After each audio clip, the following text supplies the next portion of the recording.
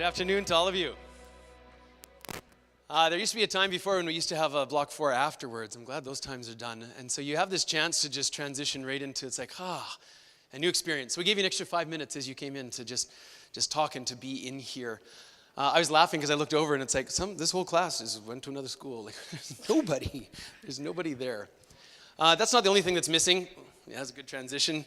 There's somebody who's not on the stage and there's new people that are. And so let's just acknowledge that right from the beginning. Sean is gone. Sean will be back, thank God.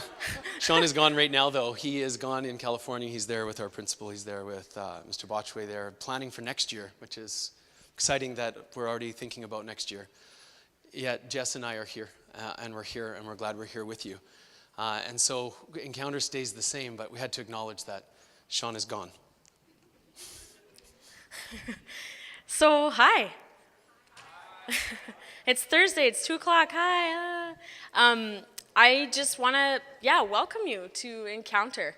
This is something we take great joy in. I love Encounter weeks. They're busy and full of a lot of stuff, and I just enjoy it. And I enjoy it probably because it feels more like a community in Encounter week than it does on most weeks at school. I think I can say that. I could say that. Because we do pancakes, and we come here, and then we talk about stuff, and I like it. I love it. So, thank you for being here with us all together. And Encounter for me, what it has looked like, it always comes back to the warmth. And it's in the warmth in there, and the colors. And symbolically, it means that I come in, and it's like, and it might not be for you. Just talking about myself, of course. As I'm coming in, it's warm. It's an invitation, and I love that. This year it has meant, and I see that invitation, sir. I just saw him in my face. I'll talk a little bit more about Sean, and I'll let it go. But I see it in his face whenever he's smiling at this moment when he's here, and he's like, isn't this good? Isn't this good? And he does that thing with his hand and whatever, and he says, this is good, and it is, and it's warm. And Sean also, whenever he has that power in his eyes, when he says, the God who knows all knows you. And that's where a lot of Encounter is meant to us this year, is just known. And it's slow burner, I call it. It's kind of catching up with us. And if that's all that is ever taken, what a powerful truth. The God who knows all knows us. The God who knows all knows you.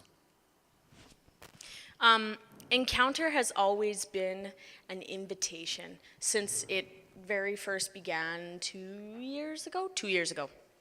It has always been an invitation. It's not a challenge. It's not, It's just an invitation. If you want, you're here with us, and if you want, come do this.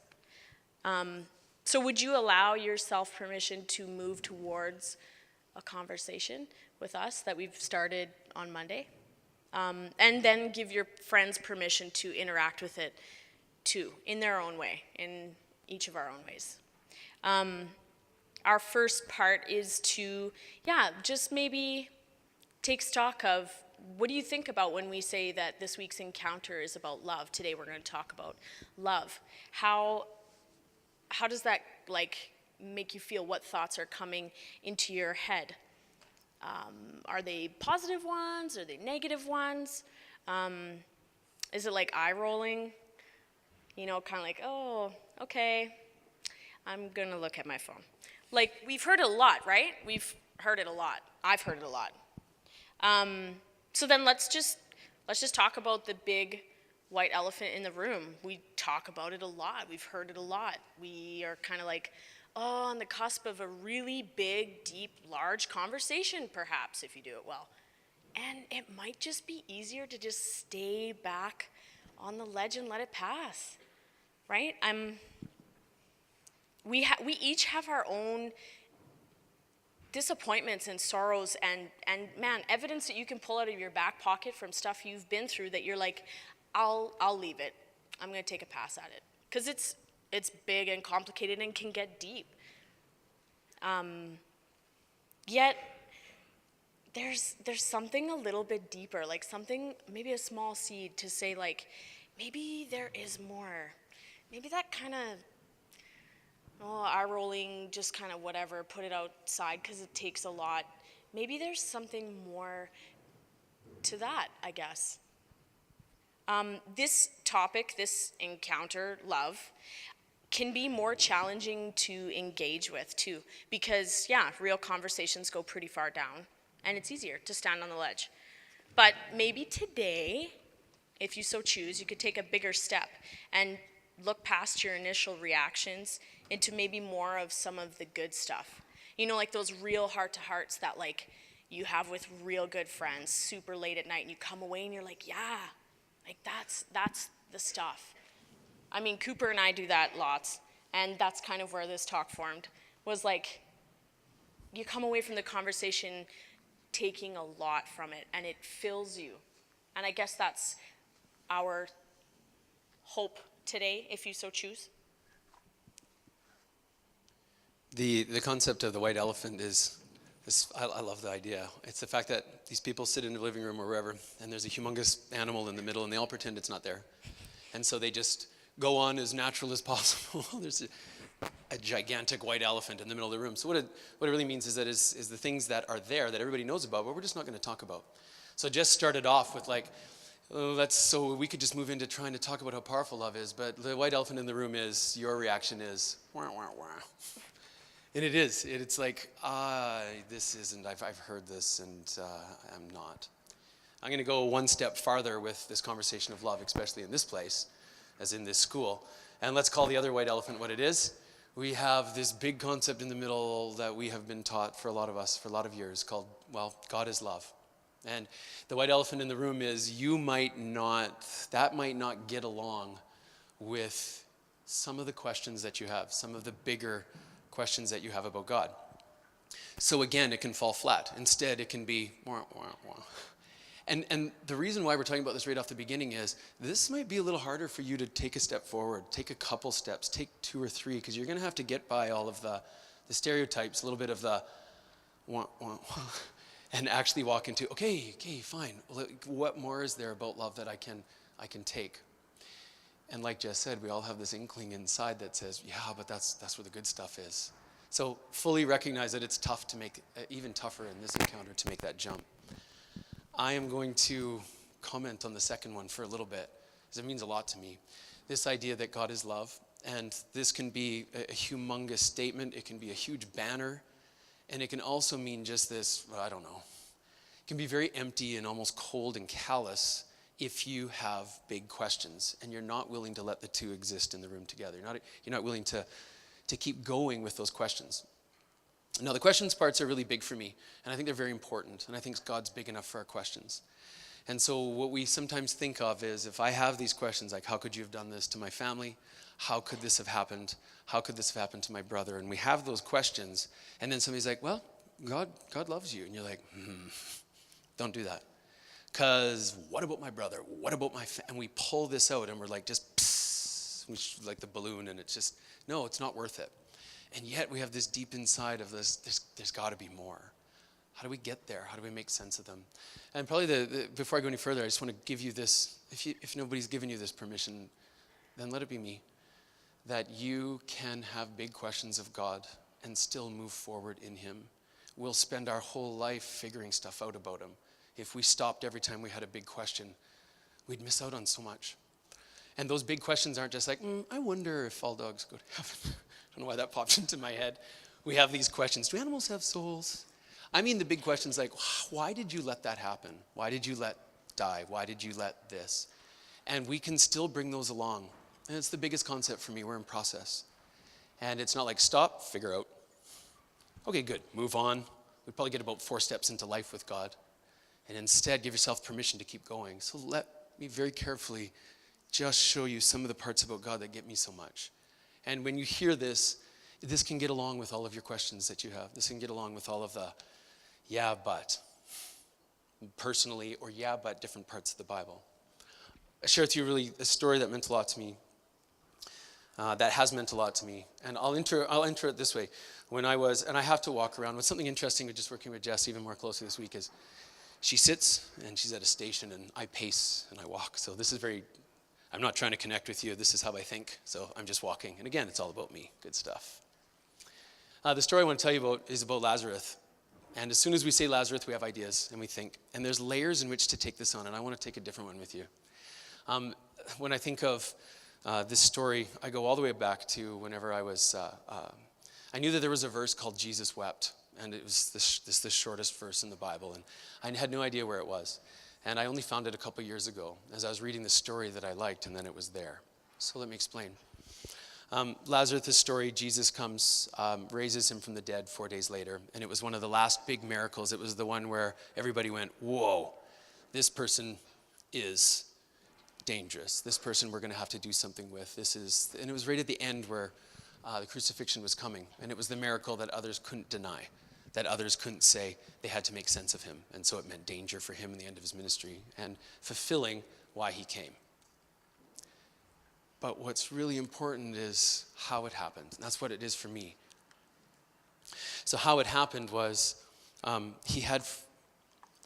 like thinking of Jesus different than just, I really am in love with the Jesus that's a human being, the one who has friends, the one who eats food, the one who drinks. Like if you just for a moment, this is weird, sorry. Just think for a second of like watching Jesus eat soup or food, dribble. Like I'm not just trying to make him human and on the bus and stuff. No, but just actually think of him laughing. Think of audible laughter. We don't actually usually get that, but wouldn't it be nice? Wouldn't that? So if you actually start humanizing him, he had friends. He had places that he loved to be, and we have Martha, we have Mary, we have Lazarus. The way it says it in the Bible is like this is a place that he loved. And so Lazarus is sick. And the sisters send word and say, Jesus, can you come? And what was meant in that is, it says, is you come and save him. We know you're able to do it. It says in there, the Lazarus who you love, come, he's sick, come save him. And Jesus does something a little strange. He takes the people he's with and he says, we're going to go farther away from here for a couple days. And that's the part that's very intriguing. And you're like, weird. The disciples go, what are you doing? Your friend. And he goes, we're going to go this way. And when you look a little farther, Lazarus was sick. Lazarus was going to die. Jesus loved Lazarus. Jesus couldn't see Lazarus die. If you had the power to stop your mom or dad from dying, or your best friend, and you were in the hospital room, could you stand back and go, this just has to happen? Would you be at the end, I can't do this anymore, and you'd intervene? So Jesus leaves to let him die. I was like, that hit me. And so he leaves because he knows that he loves him so much that if he's there, he's going to try to save him. And so he leaves and goes far away. So then he comes back after Lazarus has died, and Martha, great questions, comes up and goes, where were you? The one who we love, our brother, is gone, and you weren't here. And she says, and then Jesus moves and says, let's look at the tomb. He's sleeping, it's okay. We're going to look at the tomb. And she looks and she just breaks. And he didn't like shake her and go, listen, I said he was sleeping. I can do this. He wept. I love that. So he just stops, and he could have just like touched her forehead or whatever and go, no, this has to happen. It's my final big miracle. We're getting ready for the end. Come on, work with me. Which would be insensitive. But instead, it says Jesus wept. And he just cried and broke with them. And so when I think of all the big questions I have for God, I can't ignore this story. This story's got to come along too. This story of like love and friendship and going, I can't be here when this happens. I can't have this power and not do something. And then to just weep with us when we lose and when we suffer. A quick transition into another part of the Bible where Sadducees and Pharisees are saying all of these, what's the most important laws, and they're trying to trick them and trap them because that's all they really wanted to do. And he said, in my opinion, the greatest passages in the Bible, and said, you love God with everything you got, and you love each other. And this is the most important. These are the most important commandments. And they didn't understand it, and we aren't either. But when Jesus says that, everything, all the obedience, all the way you run your life, everything else, and he says, these are the greatest, love. And we're like, and we want to discredit it. We're like, no, love. Nah. And Jesus says, this is it. This is the greatest. And what he said next, in my opinion, was the most important. He says, basically, the rest will follow. Put this first and then look at the rest. Love first, the rest will follow. So how big is it? Well, it's a big deal. So big that we want to push it away. So big that we're like, I don't want to talk about it. I want to make it small. I want to shoot it down with my hurt and my pain and my stories. I don't want to look at it. And yet, this is the part that gets Jess and I is, we know it. It's almost a gut feeling. We know this is where it's got to go. We know if we want our life to be free, if we want more from our life, if we want our life to be filled with meaning and not with hurt and emptiness and loneliness, we're going to have to go there. And there's weird, there's scary, there's vulnerable, people have hurt you, etc. And so we're kind of stuck with this, I need to move there, but I don't want to. And thus the encounter of love. And that's us, that's where we're at right now. A final thought for you before we send you off to mini sessions, and that is, we look at love and we think, okay, it starts off really great at first, and then it ends. And it always ends, and it always gets less. It always starts off great, but it never lasts. And we also have another idea that goes with this that, well, love can save it. Maybe we could come and redeem this. Maybe love could come into this and fix this. Maybe we could. And what we don't realize usually is that we have to start in love and stay in love to move along this in the ways that we want. So we move into love at the beginning, and the rest will follow.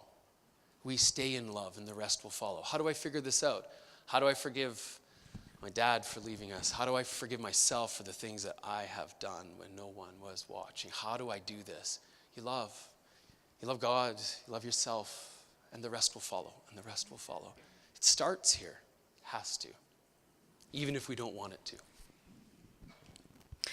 So we're going to continue this conversation. Some of you have picked other sessions, obviously, and or they've been picked for you, and that's totally fine. If you are going to stay here with us, this one is called Wrestle, and I think Unloved. That just means you just stay here. We've also got Slow Down with SOA, as always, in their home, the youth room, up the stairs, over that way. Then we've got Girls Only, which apparently was so special this morning with Thune, because she's the bomb. Hey, girl. That's in Legato, so that's like out those doors, just like a couple steps, and then she has treats, you guys. But not for boys. No, sorry, just girls. Love you. Then we've got Hands and Feet, and that's out the same doors. You just take a sharp right. You guys all know where Fireside Room is, just that way. You can't get lost, really. And then the last one is the media presentation that always happens in the atrium. So like 10 steps out that way. And now you can go. Thanks, guys. Enjoy Encounter.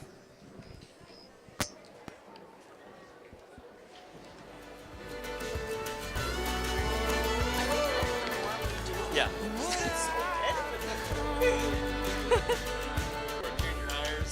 Press rewind for the 1000th time when the tapes wore through.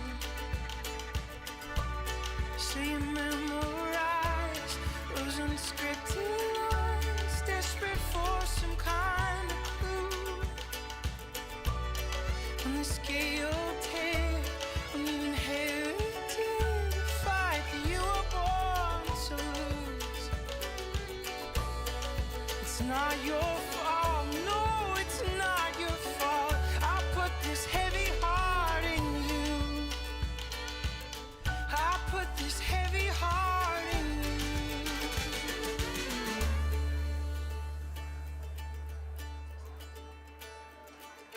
you. You remind me of who I could have been.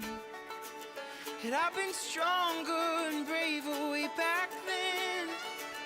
A million choices, the little on their own, become the heirloom of the heaviness we've known.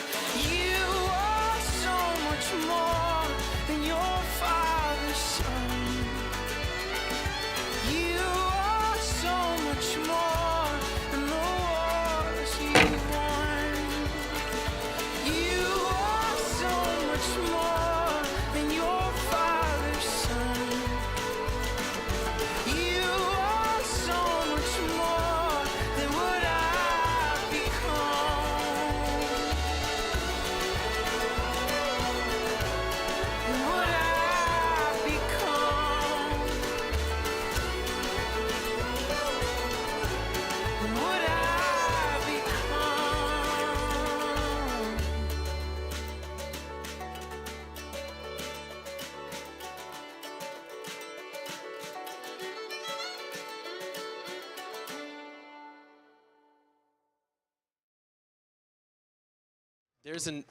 There's a natural stop point right there. So we're going to get ready for this session, and we've got time. We've got till 3:15. We've got about 45 minutes.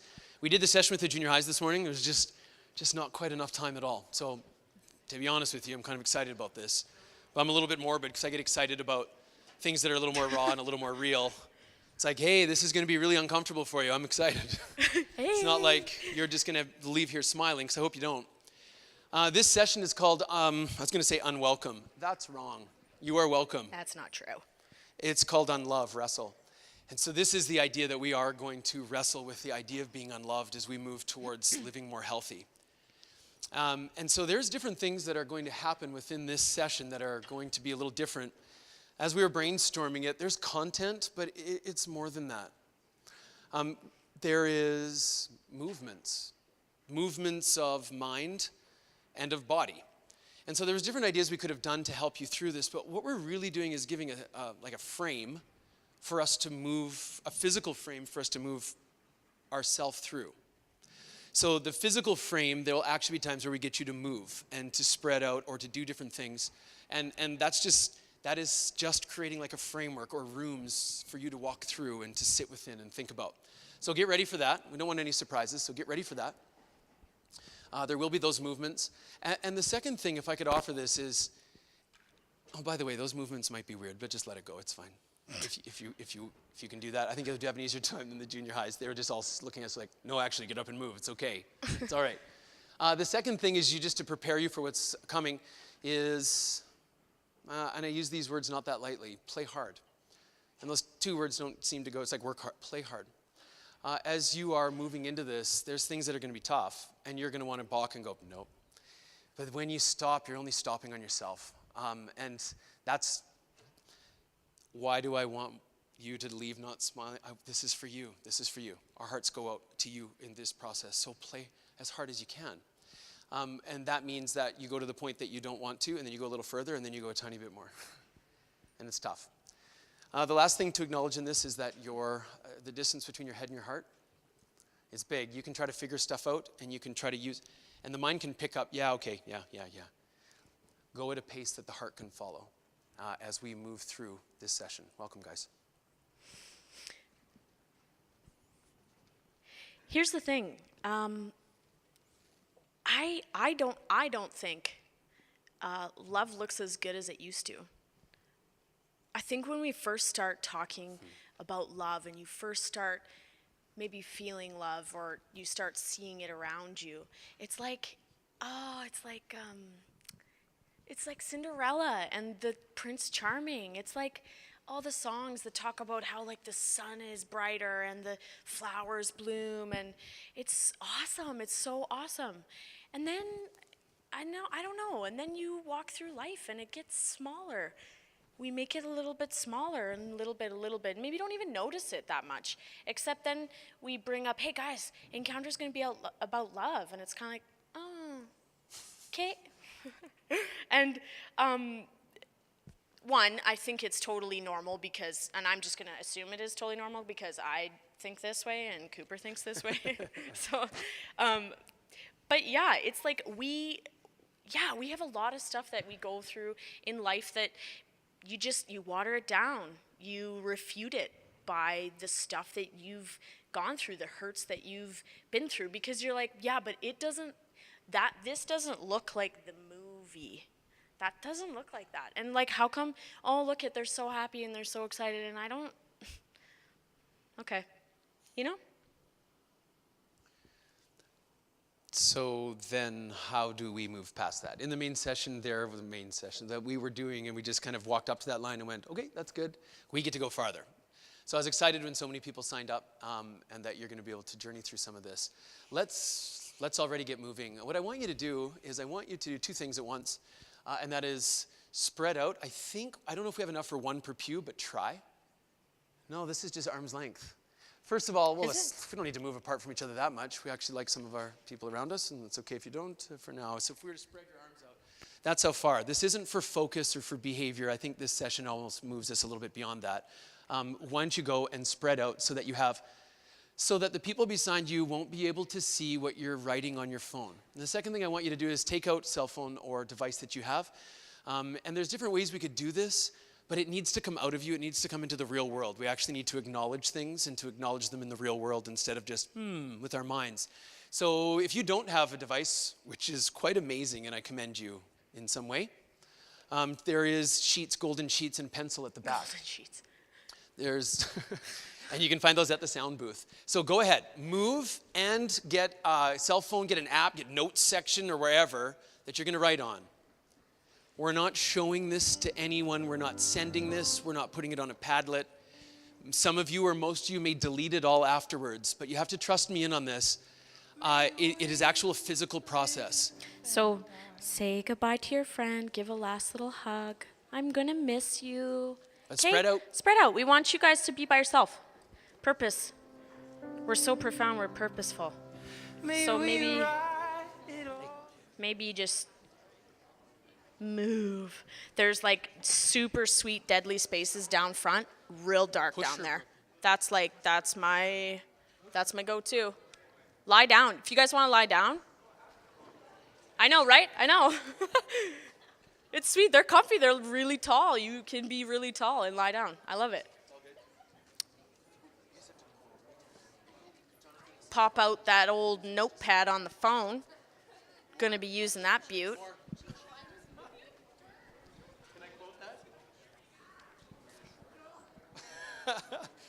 I will because I love her. Hafner just used the quote, shove cheeks. So that means move your butt over. Shove cheeks. That's shove cheeks. Shove cheeks. Where are you, Huff? You guys have done a good job of shoving cheek. Good job. There's still too many frenzy friends right there. Hot on you. I love you, but let's move. Shove cheeks. Like, look it. Come, I'm looking at you. I see you. Yes. Move. Come, yes. Attaboy. Yeah, Adam. Yeah. Thanks, Carson. Okay, it's good. We're good. Okay, good, thanks. And we are going to have 2 more movements throughout. They'll go much faster because it's just, and I know I've been at sessions where it's like, just let me sit here and I'll absorb, but please, we are moving with body as a framework for what can happen within here. And that's where the good stuff is. So I want you to read what's behind us. And if you go back to the first one, Jess, just because we didn't state it. Oh. This is a powerful truth in my life that I've learned a while ago and has made some differences. Usually after I remember it and go, oh man, when it's tough and I don't want to play any harder, this comes back. And it says, I cannot change or heal what I do not acknowledge. So the first steps that we'll do today are about acknowledging, and they're tough and they're very big on their own. It's not like, well, you do this and then we're going to get good. What we're about to do right now is big, and it is the acknowledgement change. The acknowledgement part. Change and heal seems pretty big and might be beyond reach, and that's fine, but acknowledgement comes first. Go ahead.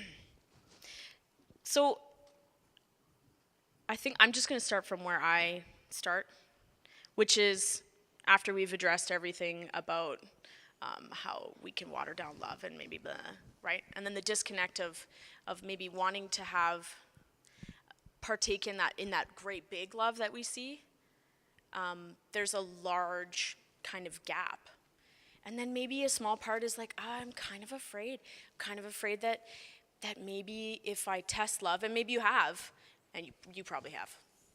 You tested it and it failed you, and so it gets small, and then you're scared. You're like, it's not enough. It's kind of not enough for me. It's not. And that leads to disbelief, I think. And then we probably identify more with like the dark, sadistic. We're going to start off with a very tough assignment, a very tough task. And it is connected to that disbelief. How do we move through this? So let's go for it. Let's start. And Jess and I will keep the pace up as we go through, but please understand these movements are big and hard, harder for some of you than others. So be it. Fear, disappointment, sorrow, huge. In fact, they're so big we don't want to talk about them, we bury them. Adults do a great job, better even than kids, and that's not you. You guys are wonderfully in the middle. I mean, when I say adult, I think 45, so it's got to be older than me, whatever. But of course, that means whatever we want. And they bury it. They bury it really well, really well. So it's tough to bring out, but here we go. I want you to write down 3, 4, 5, more if you want. Greatest fears, sorrows, and disappointments. Disappointment's a sneaky word. Disappointment sounds, but people make it really big. It's like, I just wish my life would have turned out different. I just wish my parents could have stayed loving each other. Like, I wish I didn't have to, etc. So disappointment can be big. And I don't want you to give me one of each or anything. Just whatever came out in there, write it down. See if you can get a good handful of them. But they're deep within. As like we're going to start right off the bat. Play hard and go for it. We're going to give you some silence to work it. You hear clanking and banging on the roof. We'll just pretend it's not happening. But greatest fears, disappointments, and sorrows.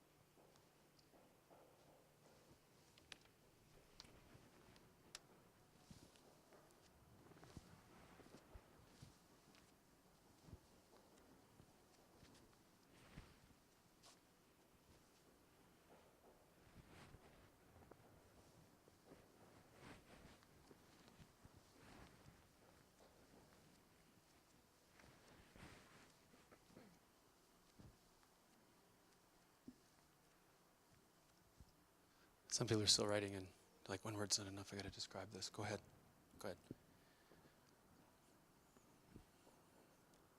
Already, for those that use their mind a lot, you just stop and you go, okay, I know what we're going to do. We're going to write down the things that are wrong with me, and then we're going to give them to God. We're going to burn them, or we're going to send them somewhere. We're just going to be done with them. Or a fear might be, we're going to share them, or we're going to pray over them. And we're like, I'm not minimizing what it takes to actually share things and what it takes to pray over things. But that's not what we're doing here today. It's not regular. It's okay. You can delete these at any time. They're yours. They're yours. Give me a soft challenge as we move to the end of this exercise, this first step, and that is, what didn't you write down? Most of us with this, because you're like, I don't know, like somebody might get my phone, somebody might. You can delete it before you move again. It's okay. But I challenge you, write it down. Actually move the thumbs or fingers over the letters and make it come into the real world. So some of you know what I mean. It's the thing I know I needed to write down, but I wasn't going to. Write it down, look at it. This is how we work. It amazes me, but it's not real until our senses can see it in the outside world. There's only a couple minutes left because we're on to the next.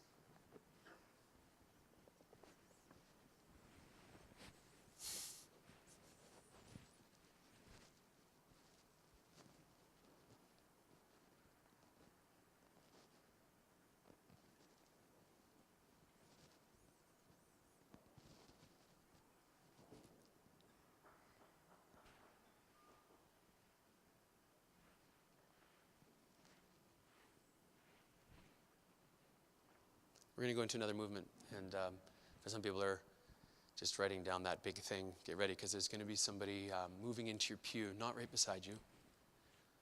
If you're on a pew on your own, well, we're actually going to be moving away from each other. And it's very, very symbolic, is when we start getting down to this level, we start wanting to be alone. And sometimes it naturally takes place, and sometimes we make it happen.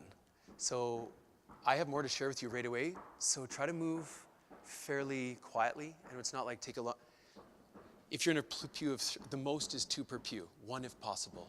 So go ahead and move even farther away. We were arm's reach, but now it needs to be farther.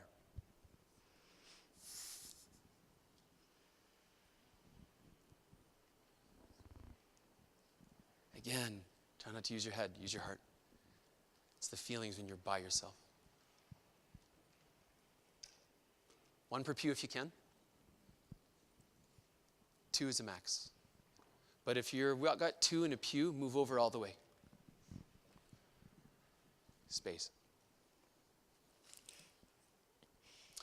Very tough exercise to start out. Easier with high school than junior high, because you can articulate and you know yourself a little bit more. I'm sure they did a fairly good job too, but I imagine you did. It's really tough. What we're much more used to is how these things play out, how these things manifest themselves in us. Not many of us spend time here at all. What's your greatest fear? I think about this quite a lot. What's your greatest sorrow? For some of you, it's there, right on the parents broken up, sister committed suicide. Like there's things that just all of a sudden, boom. But the 2s and 3s, it's like, I don't spend time dwelling on this, but we are very used to how they play out inside. When we have those fears and we have those sorrows and we have those disappointments, it plays itself out by having emptiness, loneliness, unlove, unvalue inside of us. There is no mistake, and this might be new to some, but there's no mistake that they're connected. So we deal with and we know what it feels like, this empty, hollow, lost, lack of worth.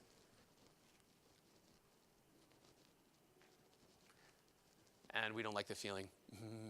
So let's get really real with ourselves. How often do you feel that? How often is it there? How often is it, because you're not like, oh, I'm experiencing my greatest fear again, shoot. We're like, I am feeling utterly alone. I am feeling unloved again. So then the next question is, what do we do after that?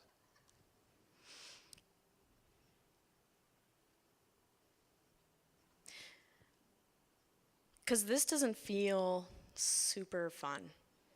And now we've moved you guys on purpose to see that you're by yourself and you might be looking at your words. They're here, they're there.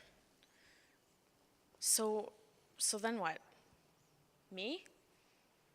I'm gonna quickly grab onto something that's gonna go ahead and cover that up. So right now, I'm sitting in lack of self-worth. Like something has happened, and it's happened lots, and I'm left feeling really small and trashy. And really trashy. I can sit on that for a bit. So what am I going to do to try to have that go away? Because it can create panic. And so I'm going to pick up my cell phone. I'm going to scroll through Facebook because I like looking at pictures of people on their vacations and reading cute anecdotes about how awesome everybody's life is or whatever, right? Because it's like I'm busy now, and now I'm not thinking about my heart and what's happening inside me and being there. No, I'm going to go to the outside world. I'm going to go to my phone. Maybe you come back from a day of school, totally drained, feel like a bag of garbage, and so you head to the pantry and you wolf down like 6 cupcakes. Like it's kind of like 6 cupcakes, but like I've done it. You just shove your face full of food, and it's like somehow it makes maybe these things not feel so bad because you're just giving her on the cupcakes. These are techniques to numb. I mean, there's so many.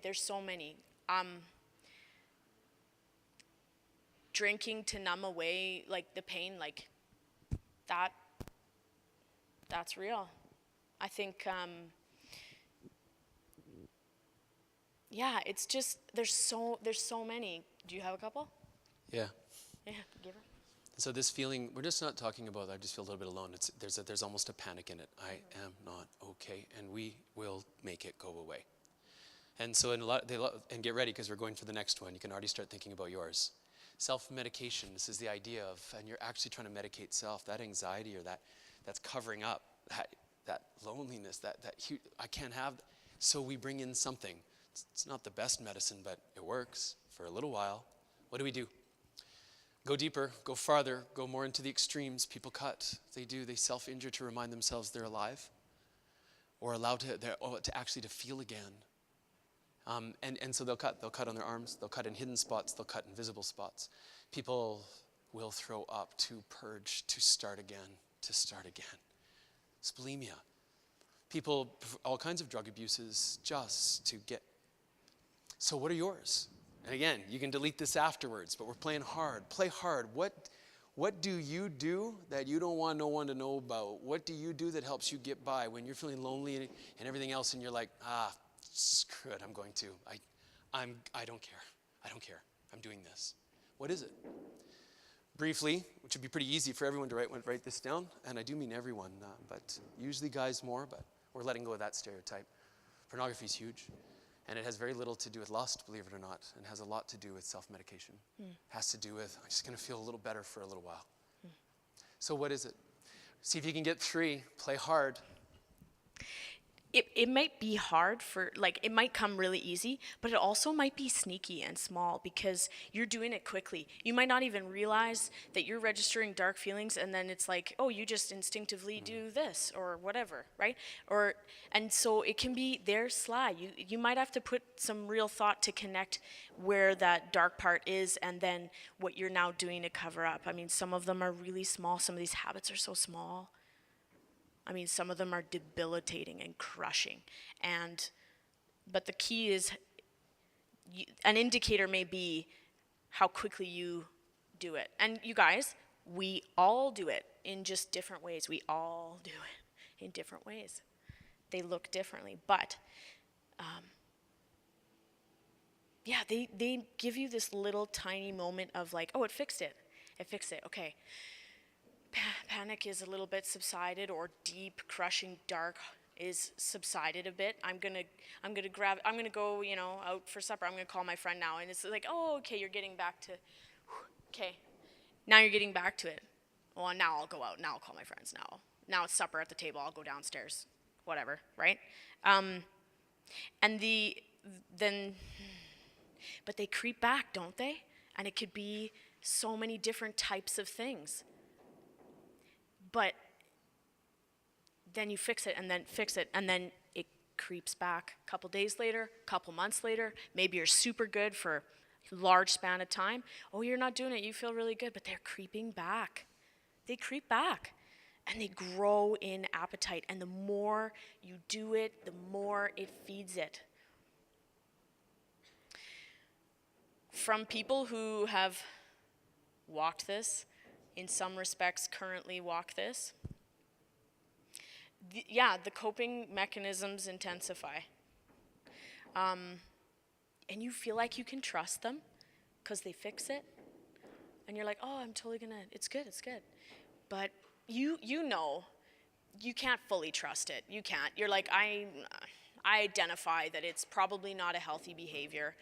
It's not fixing it. And they betray you every time because either it chews you from the inside out, you all of a sudden can't control it anymore, it is secretive and you don't talk about it. And it's in your room at night by yourself, it's in your car, you drive far away to do it, you do it in your bathroom by yourself, you might mention a sliver of it to your friend in one of those real conversations late at night where maybe you just crack open a little bit of your armor and oops, there it is. But then, the shame and vulnerability, it's like, I just opened up and I'm going to cover that up. And then that's where it betrays you, is like, now you're going to get found out. And shame keeps you where you are. Shame will be the root that says, don't you be vulnerable, like just stay there by yourself, all by yourself in the dark and alone. Shame will guarantee that you stay there in your cycles, that you feel alone, that you go back to hollow, empty, worthless. Shame will guarantee it. So as we've been talking, he's given you the chance to write these down. You should have a good list, or at least a powerful 2, because most of us do. So let's trace what happened. We have these really great, huge fears and disappointments and sorrows of the way that life has gone on so far. in our and then we're gonna this manifests itself as like feeling really alone. And if you look around, this is where it got us. Shame isolates us. So we go to save the problem, we go to help the problem with our own solutions that we know aren't quite going to work, but oh my goodness, just to give me some reprieve for a little while. And now even some of you are only recognizing this now. Some of you knew it all along, but you didn't want to say it out loud. I don't know. But look where it's gotten us. We're alone. We're alone. Almost. If you were to look at the list, and you were to look at everybody's list at the same time in anonymous fashion, and don't worry, we're not going to. I told you I went. I'll keep my word. This is yours. You would find how similar they look to each other. We feel utterly alone, but we have a lot in common. We have a lot in common on how we cope and how this process works. There's only one real way to actually break this cycle, because it feeds on itself and it grows like a monster and it eats. So you end up being really alone, and then this pushes people away with shame, and it's alone. And these fears have not gotten away. And it's not like they stay at bay, they intensify. How do you get out of this? How do you actually go to where somebody starts talking about love and you go, yeah, tell me more, this is good, this is really good, instead of, nope. How do you do it? And when I think about the process of how that's going to take place, the first one's going to be this. Look at your list. And for many of you in your hands, actually go ahead and do it. This is physical. Go ahead and look at it. What you wrote down. Some of you don't even want to look at it again. You're like, some of you already deleted it. Whatever. You look, and how many of them are fair? Because this is a big deal. How many of them are fair? How many of them just involved you? Maybe some did. Parents broke up. Nice. You guys couldn't bring it together. You couldn't, it wasn't enough? Nice. Not fair at all. What we find is fair only robs us. If we didn't have action based on what it was fair or not, we wouldn't move. Somebody else should be dealing with this, and if they don't, then what? It's not going to change. It's going to have to be you that moves through this, and it doesn't seem fair, and it really doesn't. You're like, I have to deal with and I'm just using it as an example, there's so many. I have to walk through being unloved through my parents' divorce, and they're not going to help me ask how I'm doing or anything. I have to deal with this? I didn't ask to be here. I didn't ask to be your kid, and it goes on. And what it does is it stops us from actually walking a different path. And that path is going to look a little different, and it isn't easy, but believe it or not, you've been on it. And this is, I have to encourage you. I'm sorry, I said I'd be happy with your non-smiles and stuff, but just for a moment. The first step to doing something different, because I'm telling you, adults go around and around and around this, and they have these lives they don't like, and they don't like, and they don't like. And then finally, maybe some get real and go to conversations like we're having today. So, what's a different path? You got to stop what you're doing, for one. We got to get your head up, and you got to look in a different direction. I cannot change or heal what I don't acknowledge. Heads up. So we look up and we're like, okay, these are my fears. These are my patterns. This is my cycle. What do I do? If you're going to move something that's on the inside, like a shadow, you need to give it shape. And to give things shape, they have to come out into the real world, kind of like the exercises we've been doing today. More's got to come out than that. We're going to need to write about this, paint about it, whatever. And you're like, oh man, there's no other way I know about than to make this real and leach it from inside of you. People hide from this. Let me put it a different way. As humans, we move away from pain. It's a great reflex. It's actually really adaptive. It's helped species survive and all kinds of things. Hey, there's pain, I'm moving away. The animal's biting me, I'm going to move away from the animal with the teeth. This is really natural. So what you need to do is something very counterintuitive. You need to stay in the pain. So even talking about all of this temporarily makes it worse. Even the stuff we've done today will intensify the behaviors. In fact, most of you tonight will look at those self-medicating behaviors and go, yeah, sure. And that's why people bury it, because it's hard to root up. The first thing to do is to do something very different and to stay within the pain and give it shape. Write about it. Talk about it. Write a little bit. Share with somebody you trust. Just a little bit. Just a little crack in the armor. Just a little bit. Write. Talk out loud to yourself. It's weird. Find a safe spot, not like register that goes down to like brother's room and you can hear and stuff like, but a safe place. And a car by yourself, whatever, and just actually talk out loud. how freeing it is to actually say in a mirror out loud going, I feel unloved and it's not fair. Declaring that, it's so powerful. You're like, well, what's that going to do? Try it. And so we stay within the pain and we give it shape. That might look like different things for you. And right now, if you still have something on the list, I want you to look down at it. What works for you? You want to write? Do you want to talk? Don't worry, it's not going to happen right now. I'm not going to me right now. What will work? How will you make shape to this? Because there is story behind everything you've written down.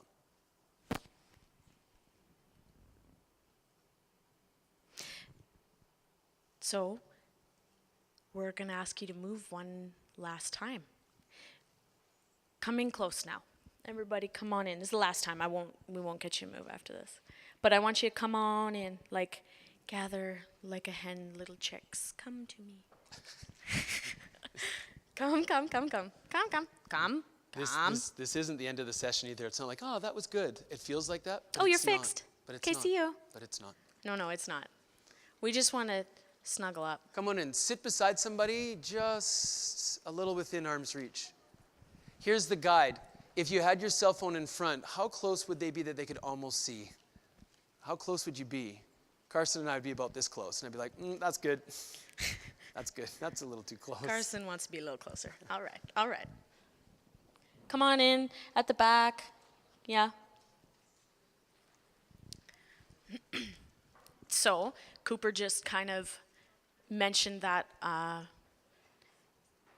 knowing what's on your phone, in your hand, on your scrap of paper, and now sitting a little bit closer and talking about the beginnings of a new path, or perhaps the large path of healing and what that looks like, actually involves other people. That's really hard. And yeah, picking your head up and acknowledging your cycles and saying, okay, when I do this, this happens, and okay, so I'm seeing it. I'm seeing the connection between the two. And now we've asked you to move closer and to be closer around people. And now you may be looking at your device and being like, are you uncomfortable? Wasn't it way easier to be alone off in the dark, like only one per pew or whatever, like in the abyss over there? Like, that's so much easier.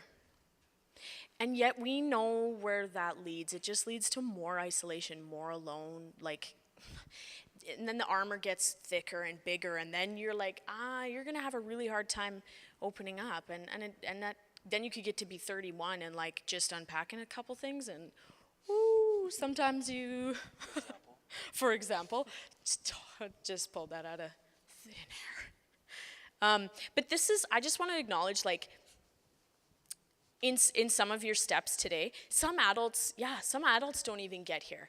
If you guys are really kind of tracking with us and you're writing some stuff down and you're like, okay, yeah, that's big. That's really, really big. Acknowledge where we are, kind of as singular beings as we had you alone, but now collective, because we're all doing it kind of together, right? And some of you have recognized things for the first time. Good. And some of you are seeing a pattern and being like, okay, fine. Shaky steps, so Coops and Jess, like, so then what is it? And one is seeing where you are, picking your head up, identifying. Two is you might have to move towards people. And I'm not saying like, new best buds, you two, you're gonna share all your deepest, darkest. Like, get into it. We're going to unpack it. I'm not saying that at all. Totally not saying. This is symbolic in that you're going to have to move towards people, community. That is a sign of health. No, for some people, this was too far. For others, you're like, yeah, give me more.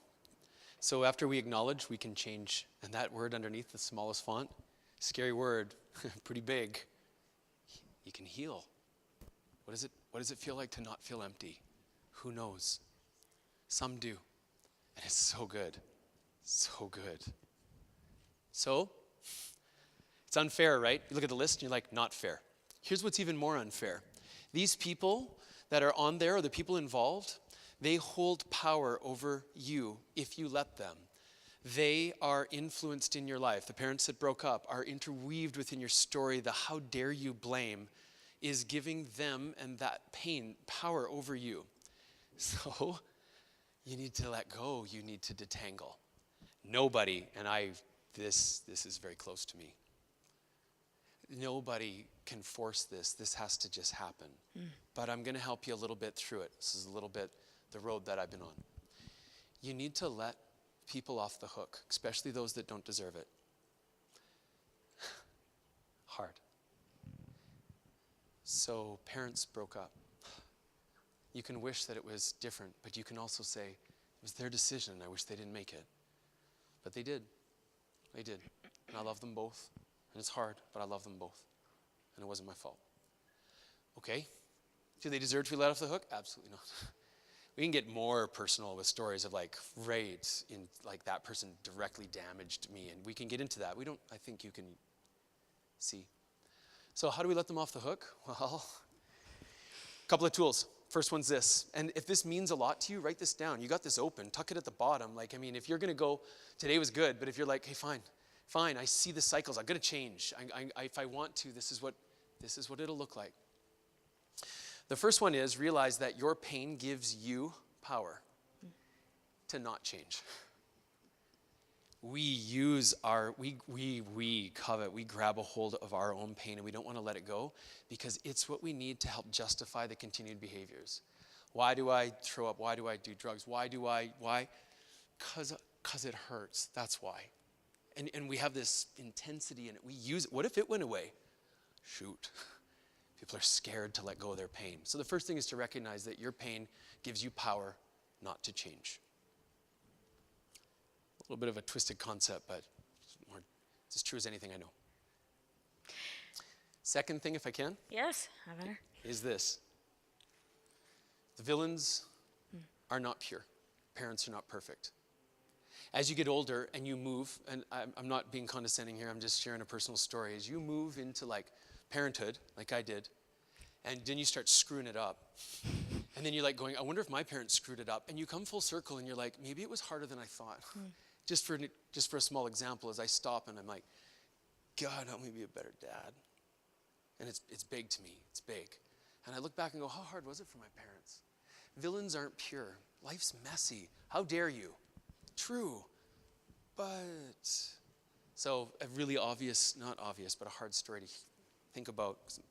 You got a dad who's alcoholic, beats his son. And you're like, this is just, if you could just remove, and this is just all wrong. But what about if you look at his childhood? And what if you go back? What if you look at the grandfather? What if you look at his dad? And you watch what happened to him? Oh my. You might even realize that dad, who's drinking and beating his son, is doing almost the best he can. Not quite. We'll give some room for growth and change. But he is. And all of a sudden you're like, that story sucks. Not good enough. Not good enough. Are you going to hang on to your pain? It's giving you power not to change. Are you? Or are you going to entertain it and actually start giving it shape? Start talking out loud and going, maybe it was hard for you. Maybe you did the best you could. Saying those things out loud, and you can almost feel the energy draining from you, and you're like, there goes my coping. What am I going to do? Sometimes in your pain, the poison that like toxic keeps you there because you're like,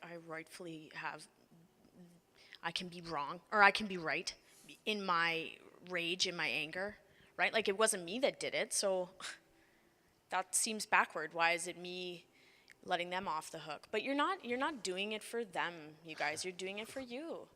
You're doing it for you, and that's the hardest part. The first person you're letting off the hook is yourself. And that one is hard because you'll probably take the blame back again, but you're letting yourself off the hook. No, you're letting yourself off the hook. One puff doesn't make you a smoker again. Oh, okay, move on. You're still an ex-smoker. Do you know what I mean? Like that's kind of a weird analogy, but it's okay. You're understand that like hurt people. I know a couple of you that I've had like real good talks with have heard me say that before, but like I got to remind myself of that. Hurt people hurt other people. And it's how you deal, it's how you cope, you know? Like nobody's going to move you but you, and your first really hard lesson of like just letting the anger is gonna be that you let yourself off the hook, and then it kind of feels like it dissipates just a bit, enough that you can maybe look up and see the face or the group of people or those sentences or that situation, and it's gonna feel like it might be giving away a little bit. And in that, the sigh isn't a panic, oh yes, oh okay, it's all gone. No, it's like, I'm in it and I recognize, and now I can lift my head and see. And the very last thing, I hope this is okay, is that please don't do it by yourself. That's why we moved you guys together. Please do not do this journey on your own. It's so hard. It's incredibly hard on a good day with friends or parents. So we wanted to sit on this for a bit. Don't do it by yourself. Please don't. We thought this is as far as we'd go with steps, because some of you got like a year ahead of you for these to if you're going to walk by you're done fighting yourself and unbelieving and getting it back again. Or maybe some of you already are past. And so if you're like, yeah, I can let my dad off the hook, what next? Come find us. There's only so much we could do in this time, but acknowledge, change, and heal. So we're starting the process of acknowledge, and you see the cycles in your life. We've given you some process on how to change. You got to give your pain substance so that you can move it. You got to say it in the dark. You got to say it out loud. You got to write it. You got to share it with others. Tough stuff. I want to read. The next part, which I just wanted to go over because I don't like it. Let other people off the hook. Hurt people. Parents aren't perfect. Villains aren't pure. And get yourself and talk it through with friends. But it's not fair. Whatever it takes. I want to read for you. I was at a concert last night. I wasn't even going to go because I was kind of low on sleep. And I was like, this was really important. And I was like, I want to do this. And he was the opening act. It was Noah Gunderson. And he was opening up for another band. And it was just him. So we decided to go. It would be 45 minutes and left. Played one of the songs in it that I like. And as I was on the way home, I was thinking about you. I was thinking about this session. And I was listening to the words. And I went, I'm going to share that. You can look it up. You can find him. He's pretty real. And I like him as a songwriter and as an artist. And he hasn't given up on Jesus, and there's something beautiful there for him. He doesn't have much patience with religion, and so some of you may enjoy him. Here's what he wrote. This is from his title song. It's called Ledges. It says, I got a lot of loose ends. I've done some damage. I've cut the rope so it's frayed. Here I stand on the edge of the ledges I've made, looking for a steady hand. That's the chorus. I'll read it again, because as soon as I heard it the first time, I went, oh, that's me. Here I stand on the edge of the ledges that I've made, and now I'm looking for a steady hand. Don't do this alone. And I take a little too much without giving back. If the blessed are meek, then I'm cursed. I want to learn how to love, not just the feeling. I want to bear all the consequences. I want to learn how to love and give it all back. Forgive me all that I've done. Here I stand on the edge of the ledges I've made, looking for a steady hand. Here I stand in a land full of rocks in the valleys, trying to be a better man for you. I want to give you guys maybe some space before you transition. Like, we have a couple minutes. I'm going to pray us out, but I actually feel like it's important to give you guys a little bit of like chill space, maybe transition, before we're like, it's like 3:22 and buses and slamming lockers, and it's like, it's kind of jarring because it's like sweet and dark and nice and safe in here. That's just my feeling. But so I'm gonna pray us out, and then Coops and I are gonna like wander around and be here, and you've hopefully got friends here, and maybe you just want to stay here for just a couple minutes, not talking, or just sitting close to somebody, and that's good. So I just want to respect you guys enough to give you a bit of transition space. And yeah, and just, man, the sharing parts can be your kitty cat Kiki. She keeps really sweet secrets, but you're vocalizing it out loud, right? No, I'm serious. I had a cat and her name was Kiki. Sorry, I shared tiny secrets with her. And, or, it's like, for me, it's like my husband, my friends, close ones, like Coops. And that's good. Maybe it's your parents are safe, but you guys have to pick. I'm not going to even get into it all that much. Just please pick safe people. There's counselors here, and they're actually pretty sweet. Like, I go in there sometimes. And the people are out there. You just need to make those first really crucial, vulnerable, shaky first steps. That's all. That's all I'm going to say about that. Lord God, I just want to, just thank you that for our community, for SCA, which I actually really love, and that's taken me a lot of years to say.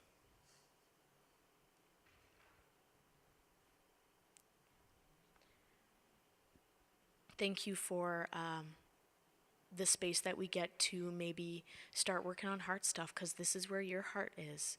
You know us the best, and you desire whole healing and uncovering your type of love, not our small type. God, would you just stamp these moments on our hearts and then whisper them or show them in the ways that only you know how to each of the different people sitting here, because you know us best. Lord, would you maybe grow that tiny, quiet seed of like hope that there's got to be something different about love than what I'm being shown? Would you grow that a little bit in each one of us? In your name we pray. Amen.